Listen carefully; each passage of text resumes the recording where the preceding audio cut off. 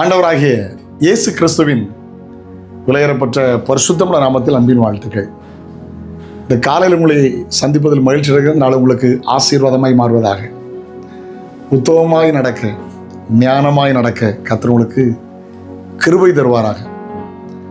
உத்தமம் என்கிற வார்த்தை ஆங்கிலத்தில் பர்ஃபெக்ட் அப்படின்னா வித்தவுட் ஃபால்ஸ், ட்ரூகத், இந்த ஃபுல்னஸ், குறைவில்லாத, நேர்த்தியான, குற்றம் சாட்டப்பட முடியாத ஒரு வாழ்க்கை தான் உத்தமம். அதை குறித்து வேதம் சொல்லுகிறது, உத்தமனுக்கு அவர் உத்தமன், புனிதருக்கு அவர் புனிதர், மாறுபாடுள்ளவனுக்கு அவர் மாறுபாடுள்ளவர். 119 சங்கீதத்தில் 1 வாசிக்கிறோம். கர்த்தருடைய வேதத்தினுடைய நடக்கிற உத்தம மார்க்கத்தார் பாக்கியவான்கள். உத்தம குணத்தில் அவர் பிரியப்படுகிறார். உத்தரவுமாய் நடக்கிறவன் தான் பத்திரமாக நடக்கணும், கரெக்டாக இருக்கிறவன், முழுவதும் சரியானவன். என்னுடைய சிந்தைக்கு ஞாபகம் இருக்கிறது, நிறைய இருசக்கர வாகனங்கள் விபத்துக்கள். இன்றைக்கு கூட ஒன்று நான் கேள்விப்பட்டு வருத்தப்பட்டேன். ஒரு இளம் தம்பி மரித்ததாக கேள்விப்பட்டேன். கவனிங்க, நிறைய சாலை விபத்துகள், அதில் அதிகமான விபத்துகள் இப்பொழுது இருசக்கர வாகனத்தினால். ஆக நல்ல ஸ்டாண்ட் வச்சுட்டே போவாங்க. போகிறவங்க சொல்லுவாங்க, பார்க்குறவங்க, தம்பி பார்த்து போங்க, ஸ்டாண்ட் எடுக்கலை. அதனால் இன்றைக்கி என்ன பண்ணியிருக்காங்க தெரியுமா, லேட்டஸ்ட் வண்டியில் நீங்கள் ஸ்டாண்டை போட்டு வச்சிங்கன்னா ஸ்டார்ட் ஆகாது. அந்த ஏறி உட்கார்ந்துட்டு ஸ்டாண்டை எடுத்தால் மட்டும்தான் அது ஸ்டார்ட் ஆகும். ஏன்னா உத்தமமாக நடந்தால் பத்திரமா இருக்கலாம், ஞானமாக நடந்தால் பத்திரமா இருக்கலாம்.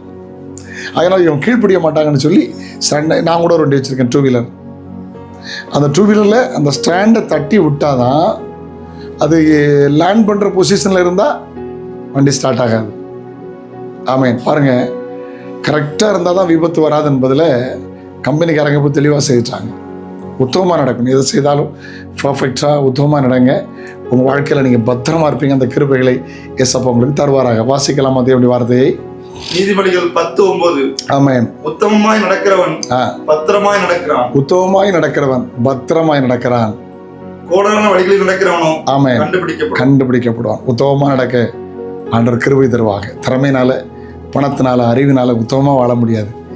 இயேசு கிறிஸ்துவை விசுவாசித்து வாழ்ந்தால் நீங்கள் உத்தமமான வாழ்க்கை வாழலாம். ஆமென். அந்த கிருபைகளை கர்த்தர் உங்களுக்கு தருவாராக. ஜெபிக்கலாமா? தகப்பனே, இயேசப்பாவை சார்ந்து உத்தமமாய் வாழ கிருபை தாரும். நன்மை கிருபை தொடரட்டும். நாளவர்களுக்கு ஆசீர்வாதமாக இருக்கட்டும். இயேசுவின் நாமத்தில் ஜெபங்களும் பிதாவே. ஆமென். ஆமென். நாளை உங்களை சந்திக்கிறேன். அது ஒரு நாளுடைய கிருபை உங்களை தாங்கட்டும். God bless you. Have a nice day.